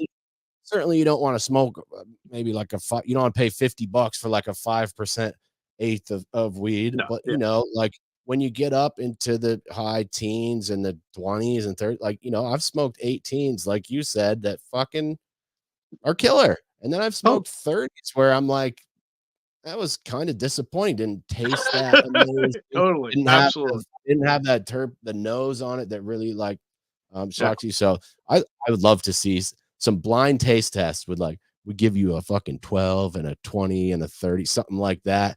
And then you just have to figure it out on your own without this suggestive labeling. I think, and that's really driving the price, I think, as well, and Yeah. really No, I mean, that's the whole maybe. thing, right? There are, you talk to anyone who sells at the wholesale level, and they literally have price points that I think it's like 20 to 25. I mean, it's real thing. It's a real thing. And so I don't know if that's chicken or egg, but it doesn't matter because it's here now. Hmm, word up. And okay, so I've got one last question for you. I want to thank you again for being here, Chris. It's been No doubt. It's fantastic. been Chris fun. Faraone, Talking Joints Memo. Want to thank my sponsors one more time at Higher Elevation, Damian and Bailey. Thank you guys so much. And the last note I have here before the last word for you is kind of about negatives versus positives, which is something you said on the phone. And I'd like to hear, I do hear a lot about the negatives. I'd like to hear also if there's any positives. I assume maybe that removing that 2-driver rule from the delivery license, I assume that's kind of a positive. But yeah, I'd like to hear what you think maybe the worst things are about the Massachusetts market and some of the highlights if those indeed exist. Yeah, I think that it's kind of interesting as like I've never taken myself seriously enough to give myself like a political label, socialist, whatever the fuck it is. I know if I am a capitalist, I don't like it. You know what I mean? It's one of those things. It's just, but it has been interesting to point to capitalists and laugh. This industry, I wouldn't say the industry is fucked, but a lot of businesses are just totally screwed right now because, I hate to jump on bros with everybody else, but because bros just had to get in. They made investments they never would have made in any other industry. Imagine I gave you a business proposal that was the same as, oh yeah, and nobody said there's going to be 500 other businesses exactly like this. I mean, dispensaries that didn't distinguish themselves from each other. So, it's always going to be harder for the social equity businesses, for the independents, for that kind of thing, right? But I do believe, and I don't know. I'm not. This is not data driven. This is just me. But I do think that we're seeing success of places that are cool, actually cool, not just places that like have a place where you can, play. What is it called? Like I've seen, places have like beer pong and stuff with water.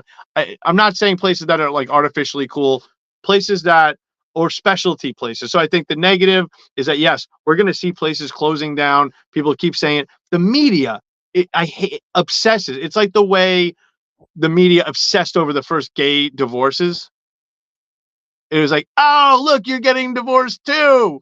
It's literally what we're going through right now. It's like, oh, you wanted to have dispensaries and now some of them are closing down. It's like, yeah, dude, it's fucking business. McDonald's closed.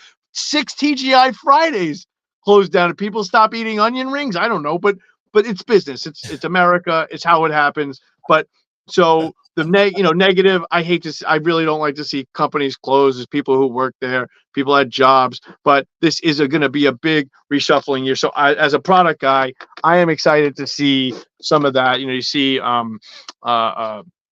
companies that will, specialty stores. I think I mentioned Native Sun before. They have like a big drink selection. There's another place that's doing a lot of drinks. I think Blue River is a great example of a place that's like a dab destination where like people will like come from elsewhere to like, because they have such fire dabs and a ton of them. As a dab guy, I can't tell you how many dispensaries I go to and they got 3. And it's like, if they have 3, they've been sitting there, right? So I think you're going to see more specialty shops. We've already talked about, I think the changes in delivery rules, definitely some positives there. And I'll tell you, I would never speak for social equity people, people in the social equity program. But if you look at the people who we spoke with for our end of the year roundup, they think it's going to be a really good year for SE, between the trust fund opening up and the delivery rule changes and the social consumption potential for exclusivity there. So I think that's definitely something to look for. And another thing is, without pandering to social equity businesses, they do set trends. We really do see that. So social equity companies selling other social equity products and also being at the kind of forefront of a lot of the activism and advocacy has really put a lot of people in a position to dictate things, to say, this is what the delivery license should look like. These are products that you should maybe check out. Well, and I don't know. I would like to say, I'll add this other one on here since we were texting about it before, is that I would like to see people move away from Instagram and Facebook and all that. I cannot believe that, and I'm not really that guilty, but we put like one post up a week. It's been a slow burn. I hate it. I'll admit I hate it because it makes us look bad. It's a gamble. The harder you go, but I hate it because it's just so many frauds. It's easy for anyone to literally, you can buy 500,000 subscribers like a trap rapper does, and it's cool if you only have 3 posts with 500,000 people. Instead of people thinking that's a fraud, now they think it's cool. I hate the whole landscape, but more importantly, I can't believe that as me, you, anybody who has been out here fighting prohibition is BS for years is still out here trying to, connect on this godforsaken platform that hates weed. They have to spell weed W33D. It's 2024. And I understand. I almost don't even fault Meta for it. There's investments in other countries where they cut people's heads off for smoking. I get it. I'm a pragmatist. I totally understand the problem here, but I think we should all move away. And LinkedIn has been very good for cannabis. I have seen a couple issues there, which actually kind of scared the shit out of me and surprised me when you saw. Yeah, I don't know. So I didn't look too far into it. I guess I'll cross that bridge if I ever get there. But it's just, by the way, I hate LinkedIn. It's all bullshit and people are Elon Musk fans, whatever. But it is nice to have a space where you can just talk about the thing that you're covering without like having to tiptoe around it. But really, screw Instagram. It is not the year of Instagram. I don't know if it's the year of LinkedIn, but it is just, we need, I'm an email. I love my email list, been emailing people for 10 years about weed, and those lists grow. So that's my bread and butter, but not the year of Instagram. That's what I'll end it on. Let's find other ways to communicate with each other. I'm kind of over social media, but I have met a lot of great people on LinkedIn, yourself included, and yeah, I mean, it's a good place to connect. It's got to be somewhere. I think every social media platform is just hoard out at this point with advertising and corporate goons. But, I still have met a lot of good people. And this is Andrew LaChapelle, BSV Craft Genetics, a guy I knew from college. I don't know if you know Andrew, but he was friends with my roommate in college, and we just reconnected after, I don't know, almost 15 years, I'd say. It looks like he's involved in the industry down there in Massachusetts. And thanks for the more I get into it makes my head spin because I'm not a science guy, but the more I get into the genetics, the more I love it.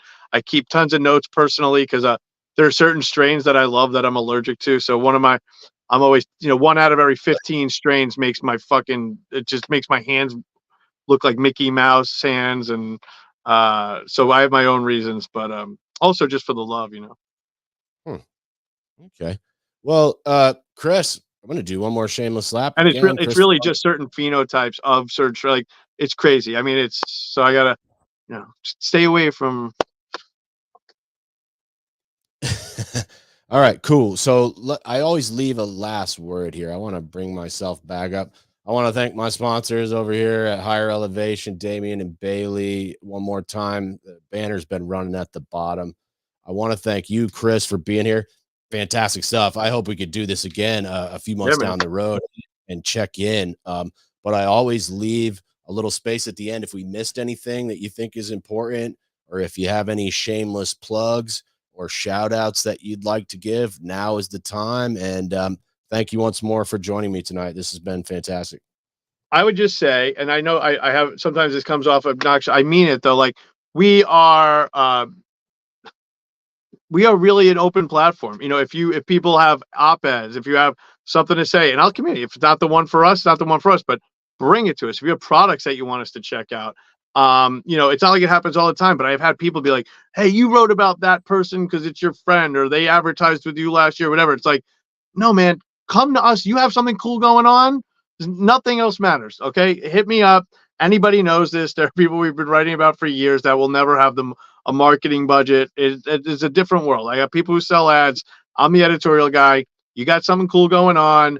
Maybe it doesn't have to be tomorrow. Maybe it's a couple months from now. When you need me, use me, hit me up. We'll do a Q&A. You have an opinion, hit me with that opinion. As long as I'm not going to get sued for it, we'll edit it and run it, or but we're here. We're accessible. If I say something here or somewhere else that drives you crazy, sure, go flame me. I'm a veteran of it, but I'd rather you just hit me up and maybe we could get on the phone. So that's what I'm about, especially when it comes to cannabis. There's a lot of fighting and this and that, and honestly, I think I told you, Caleb, like half my life is doing investigative reporting on things like prisons and stuff. I'm really with cannabis. I'm not here to play softball, but it's really getting business done. We're running a news operation here. Got a couple reporters running around. It's a lot of work. So I'm always down for the conversation. It's never better if we don't talk. I promise. A lot of times, I'm not trying to like pay people off with coverage, but a lot of times people have been aggravated. They've called me, and I was wrong. And people are always amazed when I admit that I'm wrong.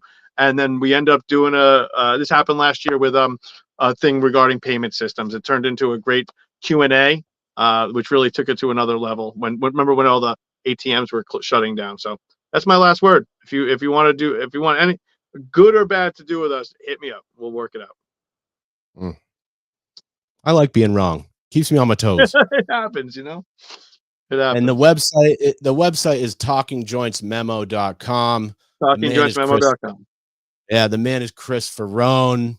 We're going to get out of here. I'm your host, Caleb Teskey. Remember, the devil's in the details, and the details are in the fine print, guys. Peace.